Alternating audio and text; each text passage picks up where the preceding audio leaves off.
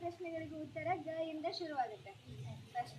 ಆಕಾಶಕ್ಕೆ ಇನ್ನೊಂದು ಹೆಸರು ಇದು ಸೌರಮಂಡಲದ ಅತ್ಯಂತ ದೊಡ್ಡ ಗ್ರಹ.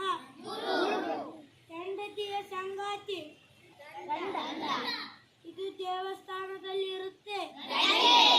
ಆನೆಗೆ ಇನ್ನೊಂದು ಹೆಸರು ಇದು ಒಂದು ನದಿಯ ಹೆಸರು.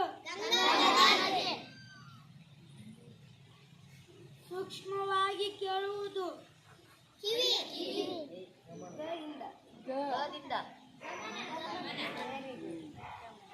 ಇದರಿಂದ ಪಾಯಸ ಮಾಡುತ್ತಾರೆ. ಏನು ಉಪಯೋಗಿಸಿ ಪಾಯಸ ಮಾಡ್ತಾರೆ? ಮರ್ಯಾದೆ ಅದಕ್ಕೆ ಇನ್ನೊಂದು ಹೆಸರು ಗೌರವ. ಇದು ಇಲ್ಲಂದರೆ ಶಕೆ ಆಗುತ್ತೆ. ಕೊಳೆಯಾಗಿರುವ ವಸ್ತು ಕೊಳೆಯಾಗಿರೋದಕ್ಕೆ ಏನಂತಾರೆ?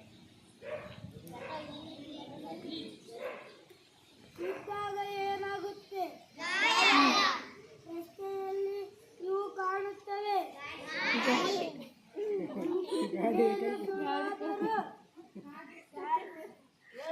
ವೇದ ಸುಳ್ಳಾದರೂ ಹೆಮ್ಮೆಗೆ ಇನ್ನೊಂದು ಪದ ಹೆಮ್ಮೆಗೆ ಇನ್ನೊಂದು ಪದ ಗೌರವ ಅಥವಾ ಗರ್ವ ಕೂಡ ಹೇಳ್ಬೋದು. Very good. ಕ್ಲಾಪ್ಸ್.